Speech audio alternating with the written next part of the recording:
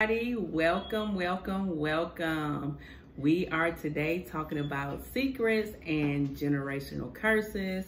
I know y'all have been waiting on episode 2, so y'all better sit back and relax and catch this vibe. I hope that y'all will come away from this podcast with something substantial. We're not here to basically beat down anybody. We're here to talk about us and our own stories. And if you get something from it, we're glad. If you can use it to pass it on to somebody else, we're happy. But we're just here to express our story so that we can help somebody else that may be going through the same or similar things that we have been through. And then we want to show you how to get this glow up. Hey, because we survivors. That's right. Yes. We are survivors. We are no longer victims. We are survivors. So hey, after you have been through the storm, look at this. The sun always comes out. Hello. The sun always comes out. And guess what? Can't give up. The stars always shine in the dark. That's right. Get this glow up, y'all. So welcome us, the queens. Queen Cheryl, Queen Val. Hey, y'all. So let's get into it.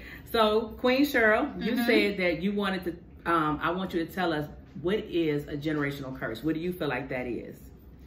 A generational curse is the sins of our ancestors, and our ancestors are the people that died before us, their sins visiting us and their sins being put upon us. And what we're trying to do is break that generational curse. And the reason why it goes from one generation to the next is because it's not talked about.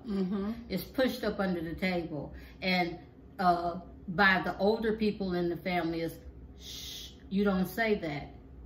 And that's how the curse gets stronger and continues. Even after the person has passed away, that curse is still there. They never even had to pay for their sins. And that's why it has been put upon us as innocents. And we act out those sins because it's a curse. Yeah. Generational is a generational curse is same as like generational karma. Like prime example, my son committed suicide. I remember when I was 10, I tried to commit suicide. Yeah, I bet y'all that really messed y'all up, huh? A 10-year-old. At 10 years old, I tried to commit suicide.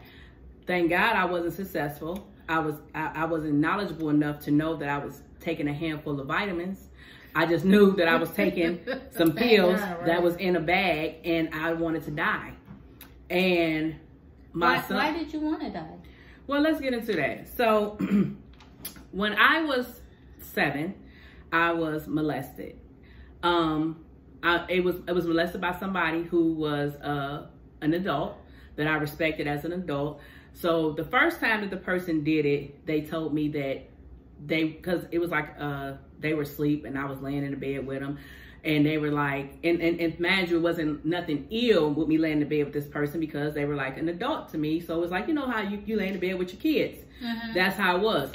Well, this person kept trying to play inside of my vagina, and it was hurting. So I moved, and they was like, oh my God, I thought you were somebody else. And I was like, oh, okay, no problem. So then they did it again. So by the third time when they did it that night, I ended up getting up and was like, I'm just gonna go to bed, because they were being real friendly, let me stay up past my bedtime. And I basically got up and went to bed. So then the second time when it happened, this person was actually awake. And they basically were trying to tell me that they were feeling inside of my vagina because they thought I peed on myself. And I was like, no, I didn't pee on myself or whatever. Well, I went to tell my mother, but she looked like she was having a bad day. And when I went to tell her, I was like, Ma, and she was like, she yelled at me. I yelled at her. She was like, what? So I was just like, oh, never mind, because I figured she was having a bad day. I never told her about it. So who I did tell was my grandmother. One day, I don't know what, she just must have had that intuition, and we were sitting at the table. I can remember it plain as day. I'm 47 years old, and I remember this day. We were sitting at the table. She had made us breakfast, and she asked me, she said, had he ever touched me? And I looked down, and I started crying because I was ashamed, and I was like, yeah. And she's like, why didn't you tell your mother? I said, when I tried to tell her, she yelled at me. After that moment, I felt that this man was going to get dealt with for what he did, because I'm assuming what he did was bad. Well, he didn't. So when he did it to me, I was like, well, maybe if I do it with somebody else that's around my age, it won't hurt as bad, because maybe this is okay for me to do. Let's pause on that. How is that making you feel? A 7-year-old is sitting up here rationalizing if sex is something that I'm supposed to be enjoying. 7 years old. But the way you rationalized it is because, once again, that was pushed up under the table. I never even knew about it. It was pushed under the table, and it made me super promiscuous at a young age. I sucked, and I'm about to get raw with you, honey. So if the kids is watching, take them away from the screen. I sucked my first dick at 10 years old, and I initiated it. It was a boy that we grew up with, and I liked him, and I thought he liked me. He was older than me. He's 5 years older than me.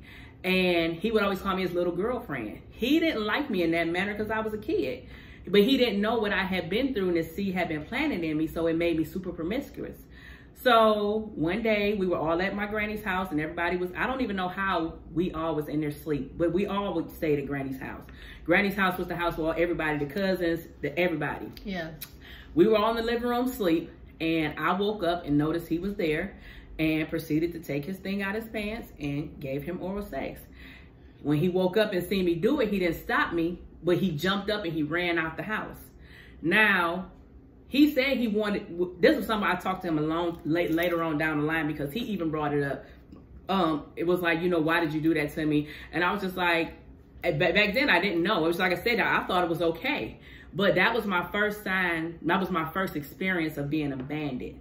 Because first of all, this first man did what he did to me. And I couldn't tell my mother, so I thought my granny was gonna do it. Well, my granny didn't do it, so this man still was able to walk around. And then my mother had done left my dad, so I'm like, okay, well then if my daddy knew, he would probably kill a man. But see, I didn't have my dad.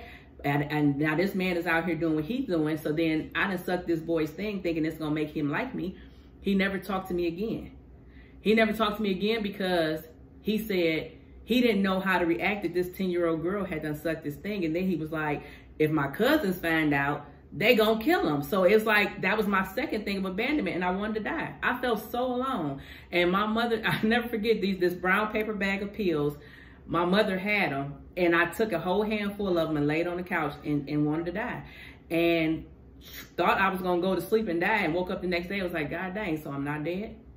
And then, but from there, it just left me feeling empty, because I'm sitting up here with this seed in me and didn't know what to do with it.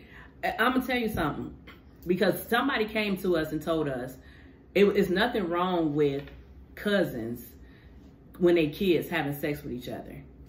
I actually did have sex with some of my male cousins, but I was trying to have sex with all of my cousins. And at the age that I am now and where I'm at in this place, I wish somebody would have told on me, because then they could have addressed what was going on with me. But they just thought it was okay, so they just called me the nasty cousin. I didn't know what that meant. And it just like, they thought it was funny. And it just kept on being a cycle that I kept doing until the thing was, I had never been penetrated. I just would do everything else. But then when I thought that was all about sex, because my mother always said, if a boy stick his thing in you, you're gonna get pregnant. So I was like, well, as long as he don't stick his thing in me, I'm fine. So I was around here letting boys suck my breast, playing my vagina, and whatever. Well, let me tell you what happened with that. So when I was 13, between 13 and 15, it was a guy who liked me. He was 18. He asked my mother, can he talk to me? She asked him how old he was. He told her he was 18. She told him no. Because I was already being promiscuous, I went behind her back and did it anyway. So this boy was more advanced than me. So I was letting him, you know, suck my titties and all that stuff. Well, eventually he got tired of that and he raped me. And I didn't tell my mother because I was afraid that if I told her, she was going to say it was my fault. Because of course, when I was 7, it was never addressed. And then now this man done raped me. And it's like, okay, nobody's going to do anything. So I kept it a secret. I was raped numerous times. I was molested by the same molester that molested my mother. And then we recently found out that he molested some other family members just because of our first podcast. Mm-hmm. So that's why we feel like, that's why we want you guys to know how important those family secrets, keeping them secrets, it doesn't do nothing but continue to allow people to hurt. And to hurt you, to hurt your loved ones. Like I said, the first time I tried to commit suicide is when I was 10. My karma was my son was successful at it. I don't want no one to ever feel that pain again if I can stop it. Especially in our tribe. We need to protect our tribe. Everybody else is protecting theirs. We need to protect ours. Right. And we are embarrassing our ancestors by not being our full potential of who we can be. We went through our ancestors went through a lot of things to not sit up here and allow us to keep going through them. So we have been blessed with the task of breaking the chains. Mm-hmm. So if you don't want your chain to be broken, that's fine. Stay over there with your chain. But we want to break these chains so that we can help the ones that are coming after us. And that's our whole thing. And that's why we're telling our story. And the thing is I don't want no sympathy. I know you're sad right now. Yeah, she got molested when she was 7. She got raped. She sucked her first dick when she was 10. This girl was out here lost. I was lost for a lot of years because I always thought that's all I had. Because that was the big emphasis on it. And even if I didn't want to have sex, people would make me have sex with them. But now I'm stronger. I'm powerful. I know if I don't want to do it, I don't have to. And you can't make me do nothing. So don't feel sorry for me. Celebrate. And do better, you know? Let's celebrate. Because you're finally getting it out in the open. Yeah, but I survived it though. That's what it is. Yeah. I survived it. And I'm telling my story so I can help you. You can survive it too. You don't have to be a victim. Don't continue to be a victim of abuse, molestation, rape.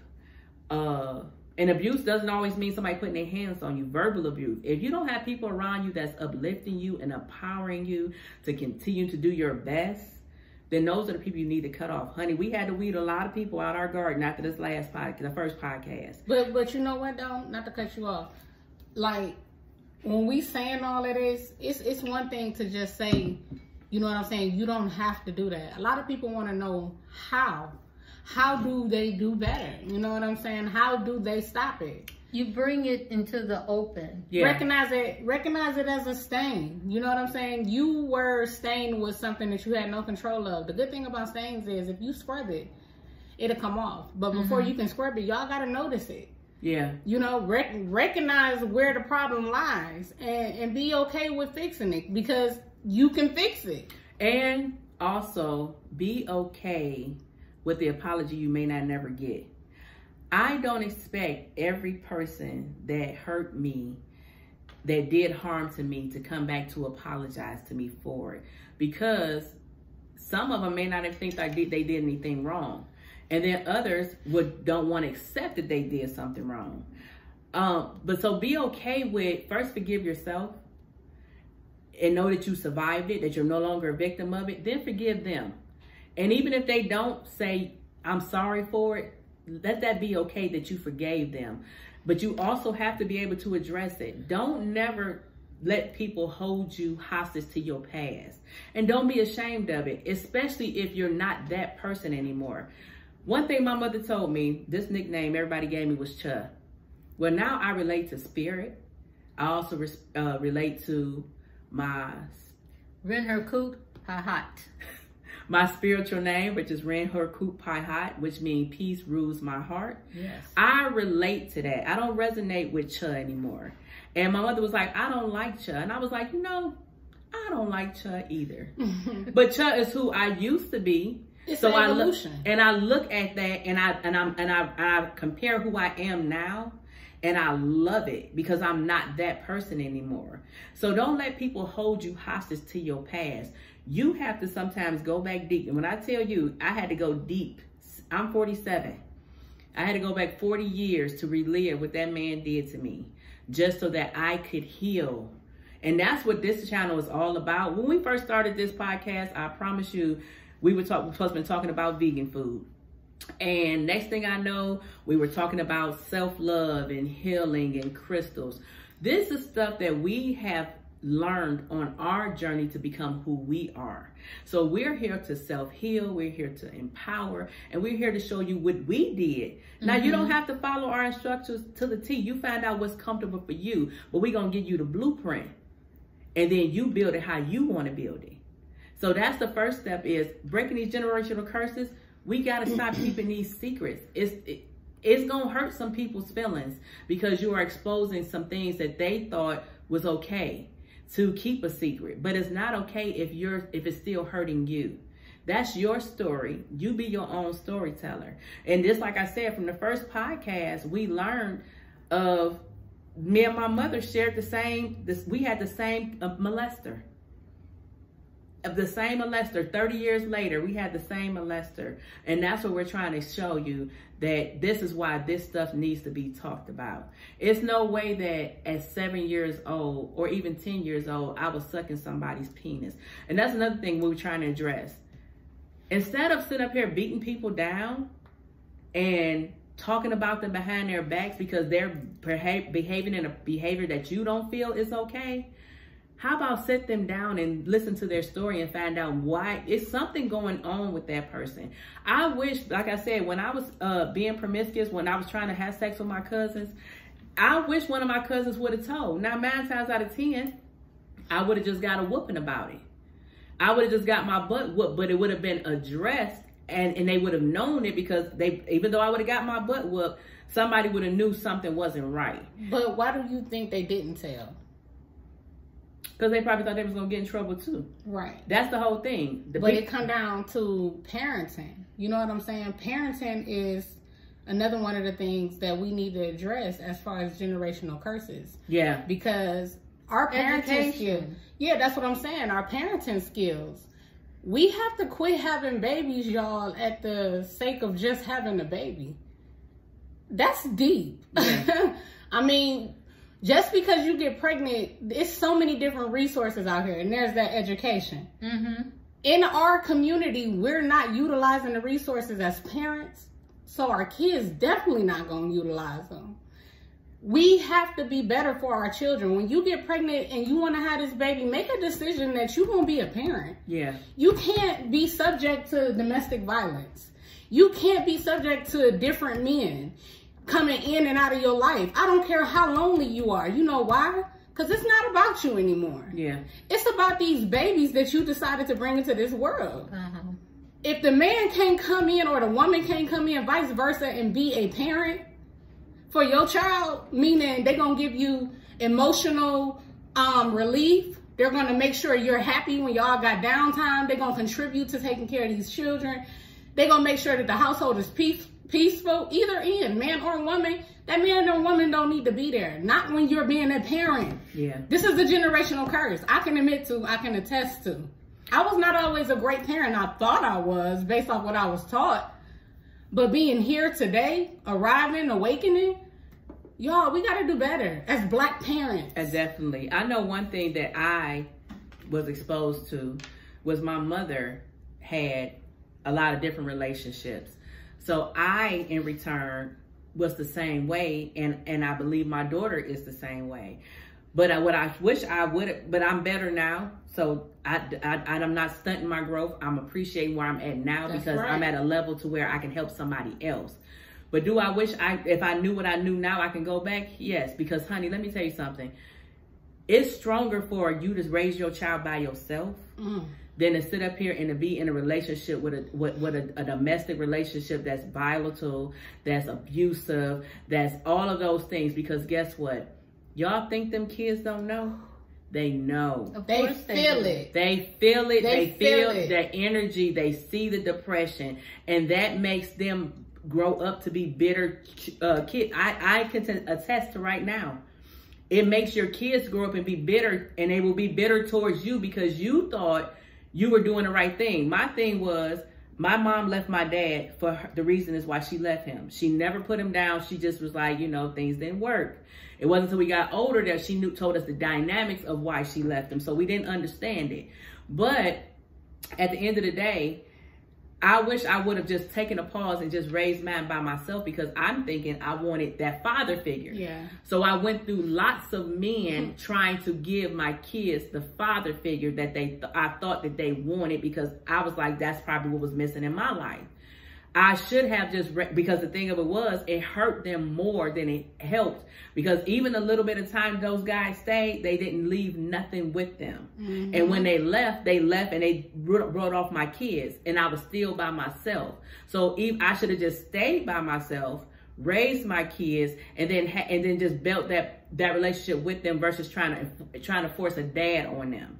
And that was my thing. It was like I said, because my mother had different relationships. Another generational curse. And now you watched me. Yeah. And thought it was okay. I did. And so therefore you did the same. Another example is like I dated I was married to someone who was a drug addict. And I held on to the fact that because my mother did it, this, like I'm saying, this is why we're trying to tell you it's generational curses. Yeah. My mother did it.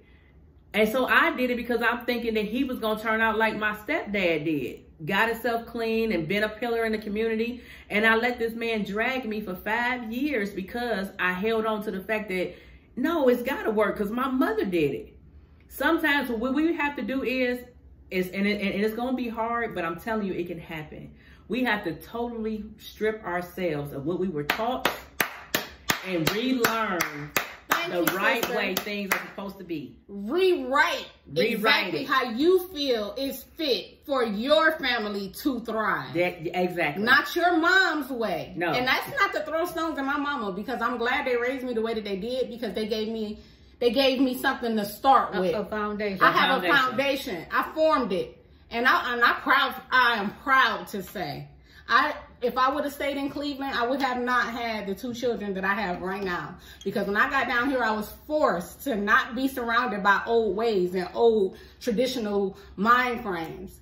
And I had to be a parent, but I was a parent at my own pace, at my own discretion. Nobody had influence, not even her. I stayed away from her for a long time, and we were fueling, but we needed that. Yeah. You know what I'm saying? We needed that individuality. Be okay with changing the dynamic as a person before you change the dynamic with your children. Because if you change it for yourself and say, this is not what I'm going to accept and this is what I want to do and how I'm going to live, when you have that child, you and your child going to go that same way and they'll never know nothing else. No. So they can't be tainted. You see what I'm saying? We're tainting our babies. That's that accountability part. We have to take accountability and say, maybe our child is getting bad grades in school because something at home. Right. Maybe our child is doing things they should not be doing because something at home has influenced them. Who's at home? Us.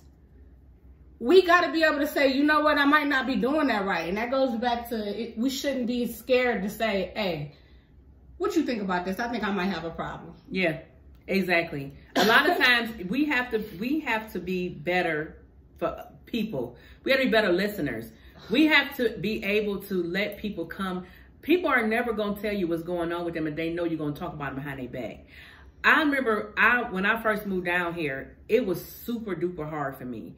And I started being friends with somebody, and I really thought that this was a true friend. And this is why my family in Cleveland didn't know how hard it was for me, because I didn't want them to talk about me. Because when I left, they talked about me. But I just stepped out on faith and wanted to do something different. But anyway, I started being friends with this girl, and I had my lights cut off. My car was getting repoed. My apartment was up for me to be getting evicted. I was going through some stuff, honey. And this girl, I thought she was my friend, so I was confiding in her. And it was somebody that I wasn't even friends with at work that came and pulled me to the side and say, hey, I know you really think this girl is your friend, but this girl is telling everybody and their mama your business. So it made me not want to tell. Why we got to beat people down? Even if you can't help them, sometimes just listening is enough for somebody. I told myself, because I know how I felt when people used to talk about me, that I was going to stop doing that. Like, I would listen and I would be your shoulder to cry on. I will not give you my advice. I can tell you what in my situation, what you would do can try to make you happier. But I'm not going to sit up here and say you need to leave that man. No, you have to want to leave that person.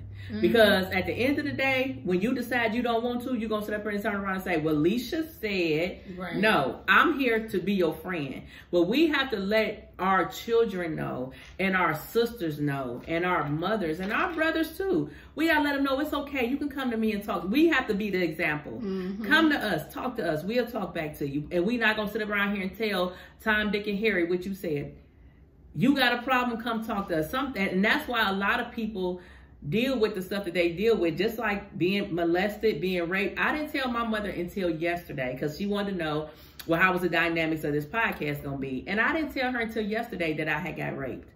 And the first thing she was like, well, where was I at? I said, well, you wasn't there, and I was being fast, and I was. I ain't gonna lie. I was promiscuous from 7. And I remember because before that person did what he did to me, I don't even think I liked boys. I didn't think nothing about boys. I just wanted to do double dutch and hopscotch. Because it was never addressed, I'm thinking you thought it was okay. Well, a lot of times, like when I was doing it with my cousins, I thought that was okay. I knew that if my mother and them knew I was doing it, I would get in trouble because they was, you know, how kids be like, they were like, ooh, you nasty. So, you know, that ooh makes you know, like, I might be doing something wrong. But I ain't supposed to be doing it. So I'm thinking I might get in trouble for it. But at the end of the day, I kind of was like, well, ain't nobody saying nothing. So as long as my parents don't know I'm doing it, then it's okay for me to do it. So yeah, I did think it was okay. I definitely, I knew I was doing something wrong, but instead of, at the end of the day, I was like, well, it's got to be okay because this man did it to me. And like I said, it made me super promiscuous. I'm talking about for a long time. And I had to really find myself because what it did, let me tell you what it created. That little seed just created a bigger and a bigger and a bigger seed of emotional distress inside of me. Because once this man did what he did, then men started raping me. Then when I started dating people, I was dating them just because the way it was, I wasn't dating people I didn't meet them and they liked me because I was a beautiful woman and I had a beautiful mind and I had a lot going for myself. The first thing I put out is, man, I can suck shit out your dick and I can fuck the shit out of you. That's all I thought I was. I dressed like that. And I knew the person that I was, and I couldn't understand why that's the only type of men I attracted. But that's what I put out because that's all I knew. Had my titties all out, ass all out, and I thought I was strutting it, and I was out here lost because as many of us are. That's what I thought. That's what I thought they wanted, and all it did was it was like I kept trying to find who I really was, what was my real desire, what was my real identity, because I didn't know it. My mother, and let me tell you, this queen here is not the queen she used to be. No, hey, what we say, Ma? This is not this beautiful woman right here, honey. I used to be Captain Save-A-Ho. Yeah, I used to be, honey. Sherry Save-A-Ho. Honey, my son. But I'm not that hoe anymore. My son, my mother would get drunk, and my son was baby bitch. I was daughter bitch, and whoever man I was with, he was the daddy bitch. That's this. But now this queen here. Hello, Ren Haku Pai Hot. Hello, Grand Rising's beautiful. She wasn't that when I was growing up. So I didn't know I was beautiful. I didn't know that I can have anything that I desire. I didn't think I was worth nothing but my vagina because that's my mother told me I was sitting on a pot of gold. And that's all she told me. So I was like, well, I'm going to get this to use this to get whatever I want. And that's basically what I did. Now, how old were you when you had Leisha?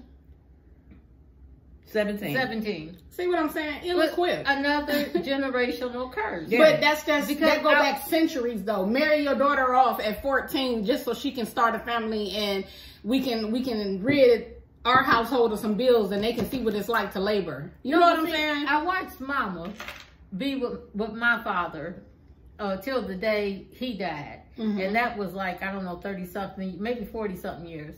And knowing good and well that neither one of them liked the other one. Yeah, they used to sleep in separate rooms. Yeah, they did it for their children. And oh my God, I used to say as a kid, you know what, because Mama was miserable. I will never do that. But generational curses. Because that happened. Yeah, yes, it happened. Wow, that happened with us. Yes. Generational curses. Because it was never addressed when my mother was doing it. And then, and there's no excuse for it. I wish I knew that though growing up. Like Granny and Grandpa used to sleep in separate rooms. Yeah, but if I knew that, I would have knew like that's what you was relating to. But see, let me tell you what happened with me. Because I seen it with Granny and Grandpa, and I seen it with my mother. Me, on the other hand, I don't know how. I'm not saying I don't know how. Once I get my king comes to me, he's going to teach me how. I don't know how to stay in a relationship. The first sign of trouble, I'm jumping ship. Just like that. Yeah. I have not had a successful relationship because I'm scared of that part. Because I seen it with my mother and I seen it with my grandmother. So me, on the other hand, I don't do that. I don't stay in situations. I'm talking about the littlest thing. I'm like, boy, bye. See you, block, block, block, block, block. Right. And that's my problem. I have not had a successful relationship because I don't know how to keep my feet planted and go through the motions and go through the storms and then also experience the rainbows with somebody. The first sign of trouble, I'm out of there, period. As far as being with somebody that's abusive, I seen my mother get beat up. I seen my aunts get beat up. So me, on the other hand, I'm a fighter. But I have some family members that sit up and take that stuff because that's what they saw. Me, on the other hand, I already have in my head, me and my brother, we used to be like, when we get older, ooh, we gonna whoop their hands if she's still with them. I ain't playing. She wasn't that mother for me, but I heard the stories of what y'all saw. And that made me like, that's why I was like that with you when you had your situation like, ain't that ain't happening on my clock.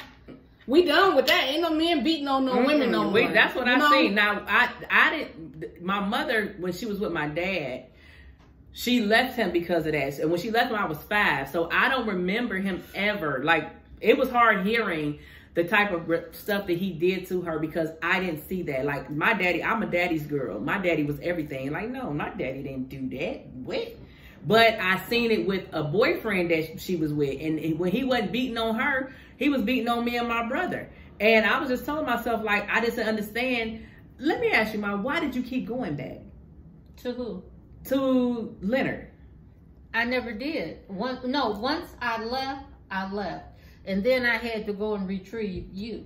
Well, I just remember that he used to beat. You had to go retrieve her? What do you mean?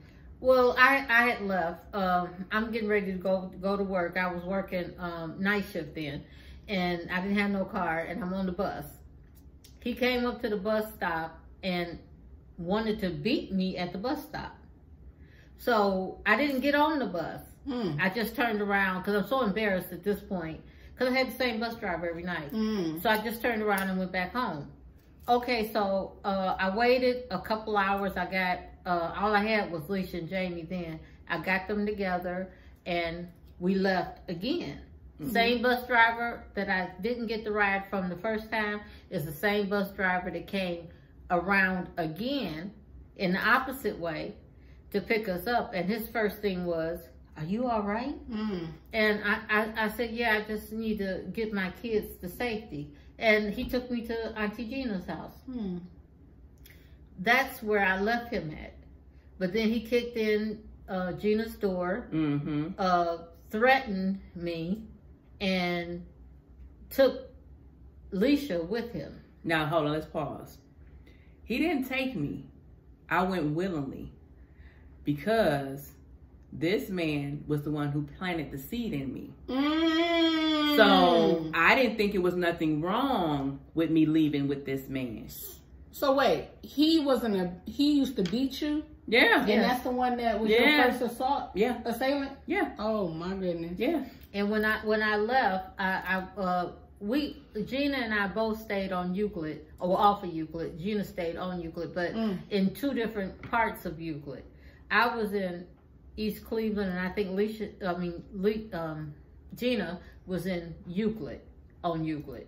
And it's just a simple, get on the bus and you go a little bit further down the street and everything. And so I sat there and I waited, literally waited for this man, because I couldn't take it no more, to go to sleep, because he used to drink a lot. And I waited for him to drink his beer and whatever and go to sleep. And Leisha and Jamie was asleep already. I woke them up. This is how late it was. it's like a 2-hour difference between the first time the bus came around to take me to work and the second time the bus came around to take me to Gina's house. And so I waited for him to go to sleep. I would have waited all night long if I had to. And I went and got my kids. I didn't care that we didn't have anything. I didn't even care that they didn't have no, I mean, they had shoes on, but had they not had shoes on, I didn't care. I think I remember that night when you left him too. Yeah, and I just got him up out the bed because I knew it was then I had to make my move, because I was not going to not only subject myself to this crap no more, I wasn't going to subject my kids. He was super abusive. And then, mind you, I did not know he was doing what I was he just doing about to say, did you ever get any feeling like... No. Never? No. Never. Never. Because I remember the first time he did it, like I said, the first time he did it, he hadn't started beating on mommy. If he had, she was hiding it. So I didn't know. So he was being super friendly with me. Like he was being like the good stepfather. And he was like, oh yeah, you can stay up and watch TV. And he was like, get up here on the bed. You know, you ain't got to lay on the floor. And that's how it happened the first time. So, so the second time he did it, he had showed us that he was beating on her. So then, like I said, when I went to tell her and she was angry, in my head, I'm like, if I tell her, she's going to say something to him, he's going to beat the crap out of her. So I'm not going to say nothing. So then that would have been an ass whooping. I would have willingly. Yeah, but see, I'm thinking, I'm trying to protect my mother. But see, look at you thinking about something like that. You thinking about protecting her because you done been exposed to her being able to can't protect herself. Yeah. You see what I'm saying? Like, because in my head, as a parent, I done been in a relationship where it's like, oh, you can do that to me? You can say that to me? If you can say that to me, even though you ain't did nothing to my child, I'm looking at you now like, I feel like you would do something to one of my kids. Yeah. You know what I'm saying? And that's what we got to recognize. If the person, it don't just got to be in a relationship, like a sexual relationship. Any kind of relationship, a friend, a family member, if they come around and they make you feel like they'll dog you out, they'll dog your kids out. Yeah. You know what I'm saying? I know my kids, the one thing that I hated I'm glad that the God gave me boys. I love girls, but I hated, I didn't never want my daughters to have to go through what I went through. He gave me one and that's all I needed. But I hated that my boys had to be my protectors. My boys would see guys trying to fight me. And even though I'm a fighter, my boys would jump in. Nah, and they would jump in. They always did. I hated that. I hated it. I didn't like, because that's something that kids are supposed to be kids. Like right now, we're putting too much on kids. And the reason why is because so much was put on us when we were their age. So we don't know, like me, I don't know how to be a kid. I don't think I had a childhood. Like, because my whole, from 7 up until I became who I am now, my life was all about being promiscuous and being fast. I didn't know how to go outside. I mean, I never forget, this nurse hurt my feelings when I had my son Eric, because I was already embarrassed that I was 16 and I'm in the hospital having a baby. And this lady came up to me, and she probably was trying to do it with a genuine heart, but it hurt my feelings so bad, because she was like, what were you out here doing? You too young for that. You supposed to be out here playing basketball and stuff like that. I never had that life. I never did. My life was always trying to have sex or being fast. I didn't know how it was to be a kid. And now I want my grandkids to experience that. Like when my grandson comes over, I tell him, I say, honey, you ain't got to worry about nothing. You just be a kid. You do kid stuff. You ain't got to clean up. I mean, yeah, you do got to straighten up after yourself, but like, you don't have to worry about adult things. You can truly have fun, go outside, kick the ball, climb the tree, fall, scrape your knee. You can do all of the kid stuff that you want to do, because I know I missed out on that. And like I said, I had my first baby when I was 16. So from 15, being pregnant, being scared, didn't know what I was going to do, and I'm about to have this baby at 16, my childhood was cut off. But it was cut off really at 7. And that's what we're trying to show you. Like, we have been so brainwashed that we don't even realize that our kids aren't even being kids.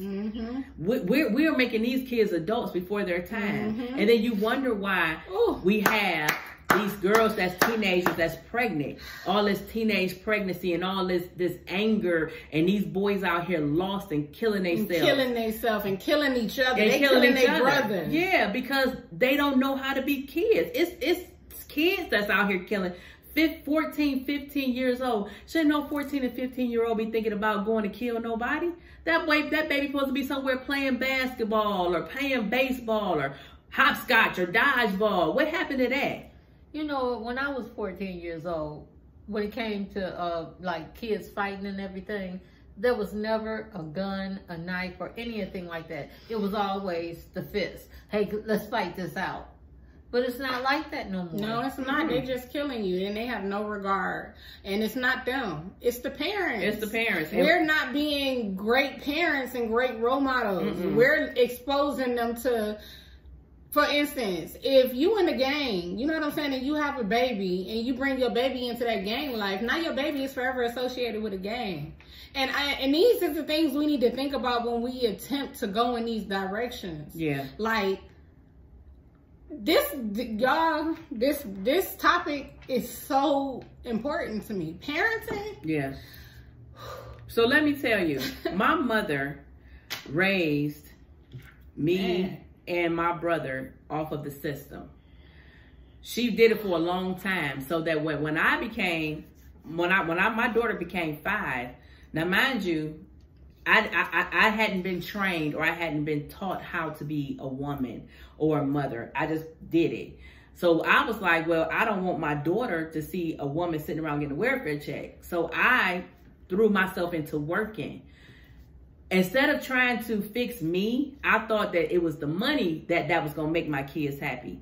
And do you know how much it bothered me until I forgave myself for it, that my kids were angry with me? When I say they had everything, name brand shoes, my daughter had gold rings all on her hand. They was, always had on name brand clothes. I tried to get them everything I didn't have. But guess what I didn't give them? I didn't give them love.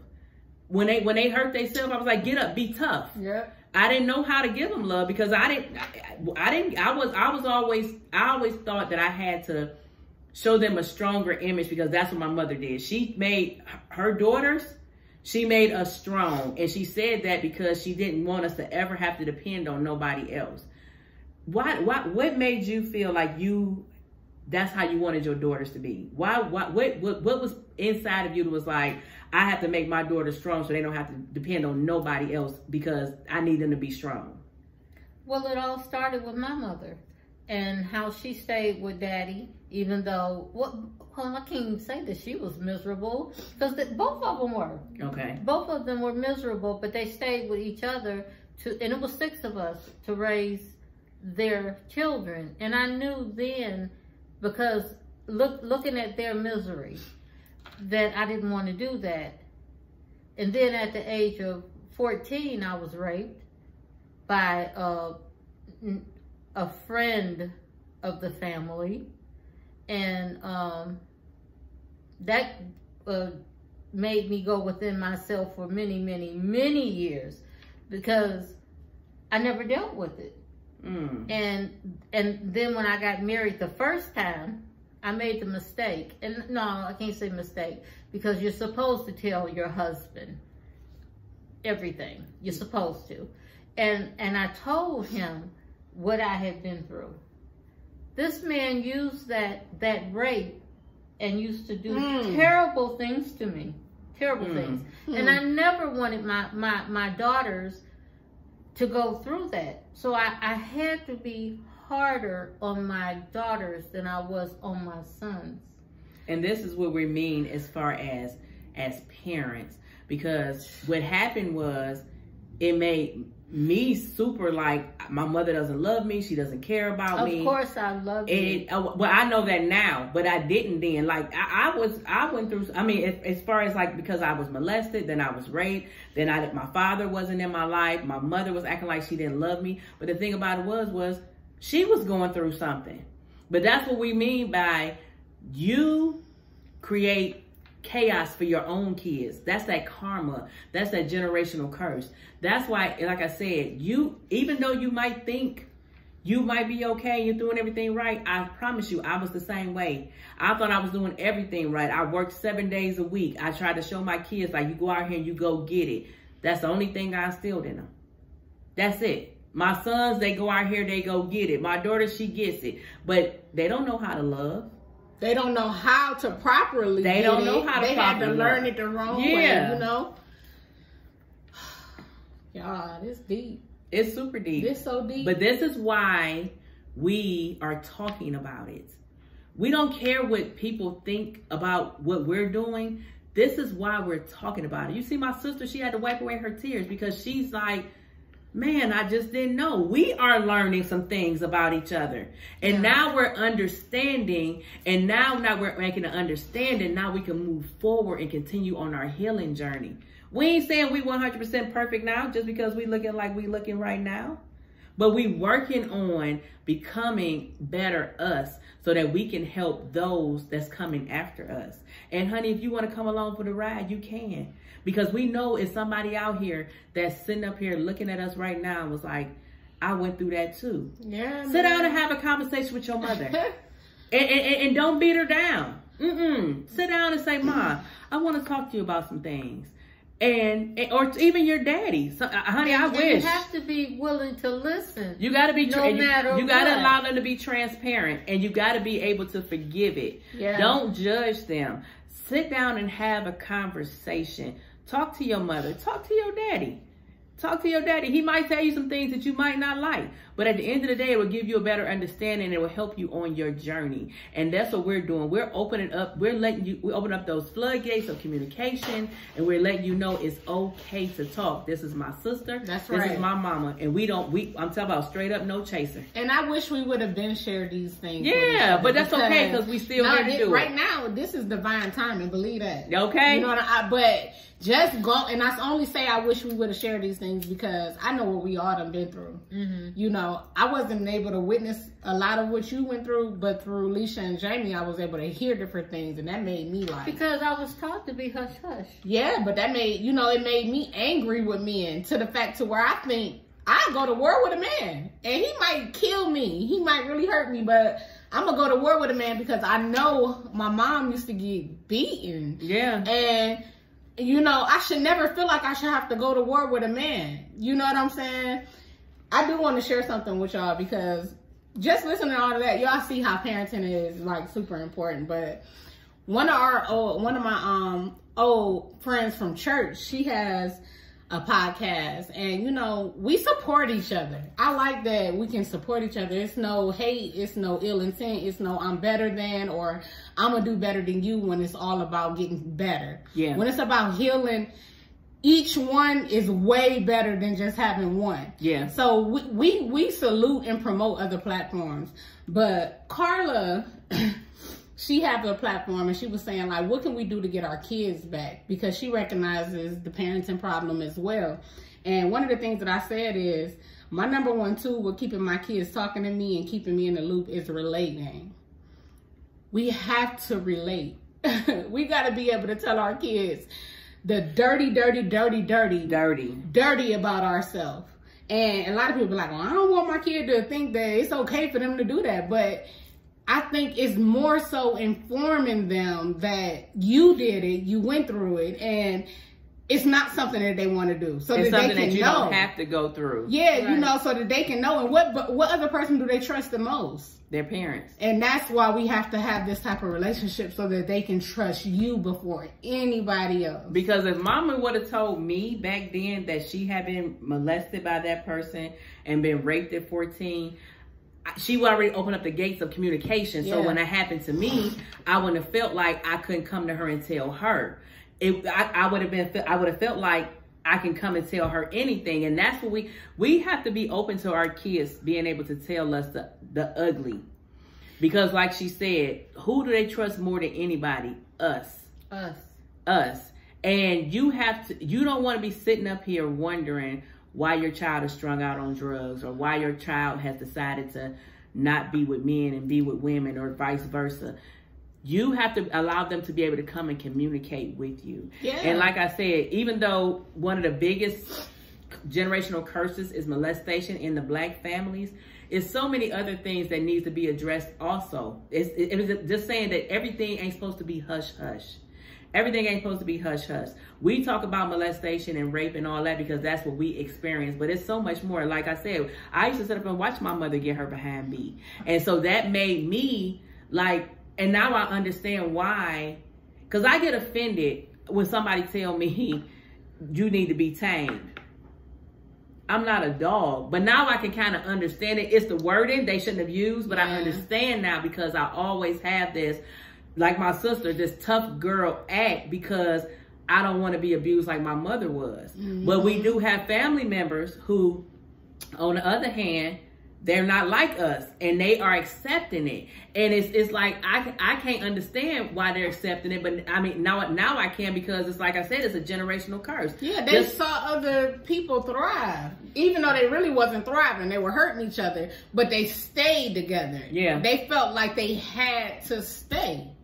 You know what I'm saying? Dad told me my whole thing about, I only want to have one baby's father. I want to have a perfect family. I don't want to be another statistic. He said, baby, you living in the Old Testament.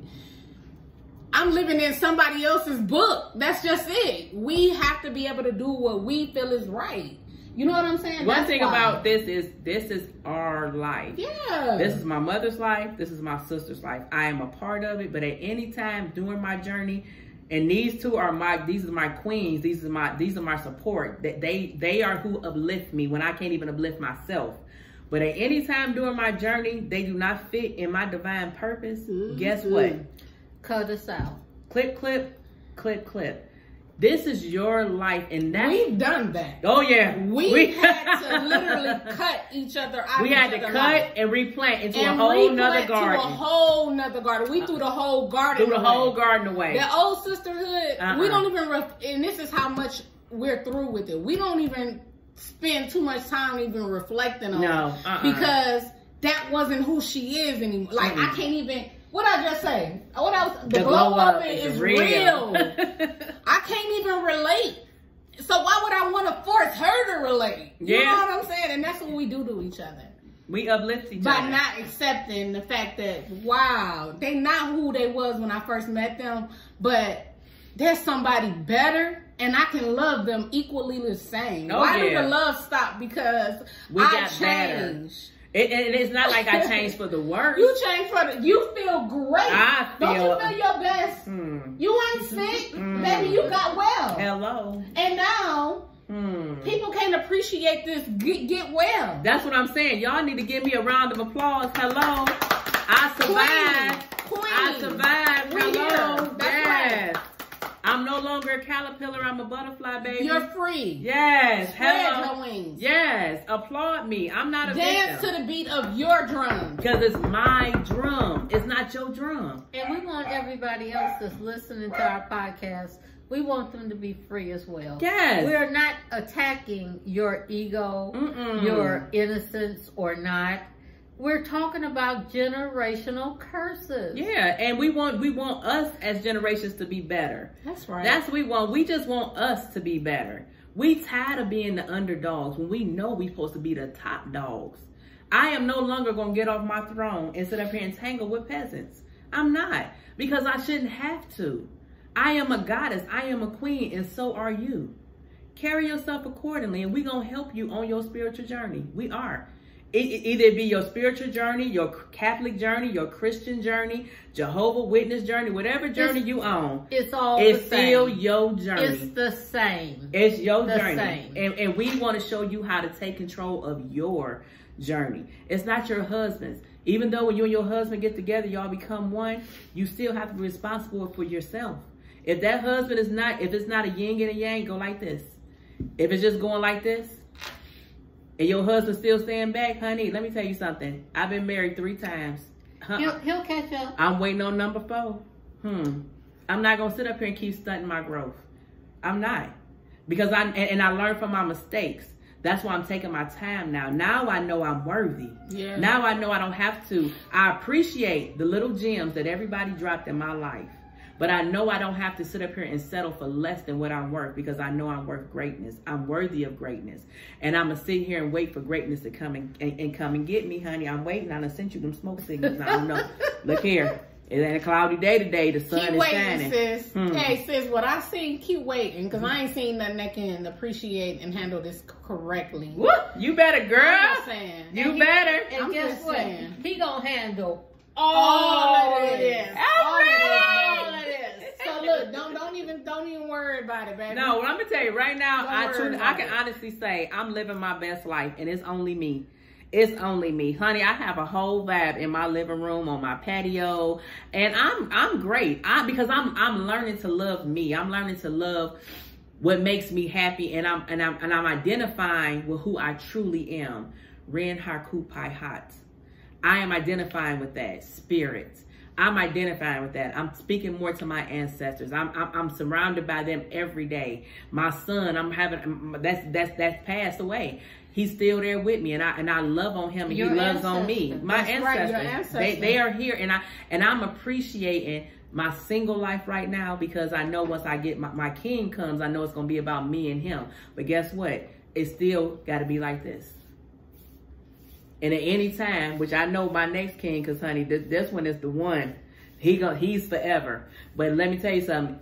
By any chance that he might be, y'all be seeing wedding number 5. He ain't gonna be, but let me tell you why he ain't gonna be. Because what you are doing right now, you're so sure of who you are that you're not about to allow nobody to mishandle you. You're treating yourself exactly how you want to be treated. And that's what we trying to Think show about you. what you said earlier. You said earlier your titties was out, and those are the type of men you attracted. Somebody who just wanted to get a quick whatever. Yeah. That's why I say, baby, I ain't seen nothing that can handle this shit. So when he coming correct. That's why he ain't came. You hadn't evolved. Yeah. Why would he come and you not who you were supposed to be? You would have transformed. He would have been looking like, who is you? Exactly. You see what I'm saying? Exactly. And I didn't have somebody tell me that before, like, who you been around? I'm like, dang, I've been acting so much trying to be what you wanted me to be that you ain't even know the real me. And it wasn't his fault, it was my fault. And if he watching this, he gonna be able to be like, man, yeah, I remember that. But yeah, I tried to be who he wanted me to be. And when I got tired of that, I turned into who I was. And he like, who you been around? I'm like, oh, you don't know me. We should always be our true selves. Definitely always. Queens. We're queens. And that's what we're learning. That's our journey, is learning who your true self is. Because if you look in the mirror, you don't like who you are, then that's not your true self. That's not Dig your true down self. deep inside. It took me, and I'm not saying it's going to take everybody this long, because this was something that I had to want to do for myself. It took me 40-some odd years to really find out who Ren Harku Pai Hat was, who spirit was. It took me a long time to find out who that was, because I didn't know, because I was always trying to be what I thought everybody wanted me to be. That's what I thought. I thought to get a man, and you know what? I had to have them boobies out. And them, but you're not spirit. You are not spirit. You are Ren Harku Pai Hat. But you know what though? You know what your name used to be? They ain't got nothing on you. And I apologize, because I said, sis, they ain't got nothing on you, even though I did feel like they didn't have nothing on you, because I knew what I always saw. Yeah. Oh, I apologize because you tried to run with that, trying to be what I said I thought you was. And that's what we got to do. We got to be better promoters. Yeah. You know what I'm saying? We got to be so honest that they know exactly what we talking about. That's why one day me and my sister was talking, and we was talking about something, and I like these bitches. She say, no, we don't say bitches. Yeah, we don't call each other bees no more. Those queens, those goddesses. Start putting them in your vocabulary. Divas. Yes. Put those them in your black, beautiful queens. Put that in your vocabulary. I want you to start teaching everybody how to say your name, your spiritual name, because you was her before, and you're becoming her again. Ren Harku Pai Hat. Ren Harku Pai Hat. Ren Harku. And I'm Ren Rasacha. Say it again. Ren Rasacha. Ren Rasacha. Now, what does your name mean? I'm the seeker of wisdom. Interesting. And I love being Rasa. And we're going to have to get baby sister. But you know what? We're the power of three. I know peace bruises my heart. Baby sister move when she feel like she need to move. When she feels like she needs to. I don't move when nobody else ain't move. When God give me a feeling to move and the universe says, hey, check this out, I turn and I listen. That's right. But I'm not trying to, you see what I'm saying? And we are the power of three. But at the end of the day, these ladies felt the need to seek that. I'm not there. And that's okay. Yeah, I wanted mine because I really wanted to find out what was my purpose. Like, because I know I got a purpose. Like, once I morphed, I was like, okay, now you survived that. So it's a purpose to this. It's a reason why God entrusted you with all those storms that he entrusted you with. Because he knew you were strong enough to handle them. That's right. Now, what does he want you to do with them? That's right. He wants you to tell your story. And that's what we're sitting here doing. And that works for her. That's what we have to do. We have to be so strong within ourselves that even when we have our tribe, we can still showcase our individuality. Yes. Yes. We have to step aside. If you don't feel like that's your thing, it ain't your thing. You know, and there's nothing wrong with that. We need more positive diversity. Because each one teach one. Thank you. We don't want everybody to be the same. And that's one thing we have to love. We have to learn to stop beating down the fellow female and male because they're not where you're at. Let them shine. Like I said, it's many stars in the sky and all the stars shine at night. They all shine. Every last one of them. That's right. So at the end of the day, like my mother, she's a seeker of wisdom. She has the wisdom. I go to her every day like, Ma, so this is this. I like peace. My peace rules my heart. My sister, when she ready, she gonna tell. But we already know sister don't play. Sister don't play. I bet you whatever my spiritual name is, and that's just what I'm saying. I'm so in tune with who I am that I don't even need a spiritual name. Whoever my spiritual name is, I bet you has to do something with nurturing. Yeah. And I don't know, and I have never sought it, but I'm a nurturer at heart. Yeah. You know, I really am a nurturer, and I'm okay with that. But what like we're saying is, don't beat somebody down and stop trying to be like somebody else. Be your own individual self. You will get lost in the sauce trying to be somebody else. Man, I'm telling you. Let me tell you something. I never knew how bright my light shined until I became my own self. Yeah. I was so in the darkness because I wanted to be where everybody wanted me to be, and nobody wanted to kick it with me. Nobody wanted to hang out with me. They tolerated me, but they didn't even want to. Now, it's like, shoot, Chuck, I remember my cousin came down, hey, Chuck, what time you getting here? She ain't never called me and asked me what time I was getting there. They never, but like I said, because now I am who I am, my star is shining bright. Allow your own star to shine bright. You ain't got to be like them. Be your own personal self, and I'm telling you, you are beautiful. You are amazing. You are worthy. You are everything that you can even imagine. Stop trying to be like everybody else. Be you. Stand out. That's right. Stand out and bring your own gift to the table. And you can, whatever you have, honey, give me some of it. And I'll give you some. That's what I'm doing. I'm sharing what I have. And I want it to be reciprocated. And we're not jealous. Oh, and that's right. We're happy. I'm so happy for you. You know what I'm saying? I don't have to block your shine, baby, because like you said, at night, all of us shine. All of us shine. And during the day, when you open up that third eye, man, you shine all day long. All day. All day long. On a rainy day, you shining. People be like, you good? I be like, baby, I'm good even when I ain't good. And a lot of people don't understand that statement, but I do. They don't. Even when I feel challenged, I know I'm tripping and be like, you know, it's me. It ain't the universe. It ain't my higher power. It's me. I'm tripping. So that's why I say I'm good even when I ain't good, because I know who carrying me. That's right. You know what I'm saying? And so people need to tune into that. Like, there's no room to complain when you got to constant work on yourself. We have to recognize that we come first. We come first before children, before a man, before a job, before a friendship. These are all things that will replace you at the drop of a dime. We come first. Because guess what? When all those things fail, even if your children fell on you, you still got to sit and look at yourself. Be happy with who you are, and you won't have those failed situations. If you are happy, if you're depressed, if you're sad, stop blaming it on somebody else. It's your fault. We have a choice. You have a choice. And we can show you how to get your choice back. We can show you some of the steps that we learned, what we did. And the first thing was talking. That was the first thing. Because like I said, Take it now off. we understand. Like you said, the mask is taken off. So Take it off. So that's who you really are. So that's what you really went through. Okay, so now we know the person we're dealing with. Now let's do some things and heal. Let's meditate. Let's pray. Honey, we pray.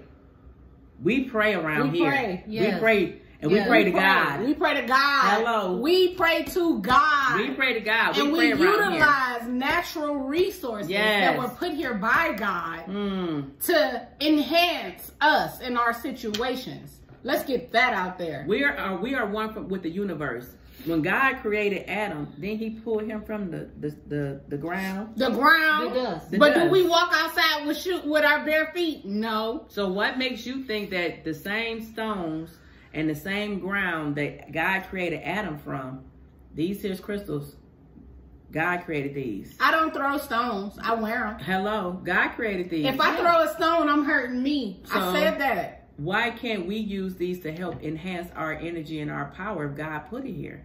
I go outside with my shoes off all the time because if Adam was created from there, because when we die, ashes to ashes, dust to dust. But wait a minute, Val, talk about your stone. Angel ore. This is the master stone of healing. I love my angel aura. When I wear this stone, I'm gonna tell y'all what I feel. I always feel nothing but peace. I always know that I've had a journey, and I always know that I'm on the right path and I'm headed in the right direction. This stone right here grounds me in my definite, not indefinite, definite purpose. This stone.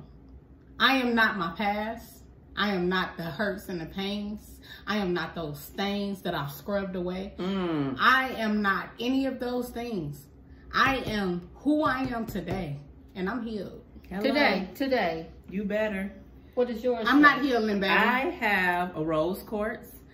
This rose quartz was the first stone that somebody ever gave me, and it gave me a sense of peace.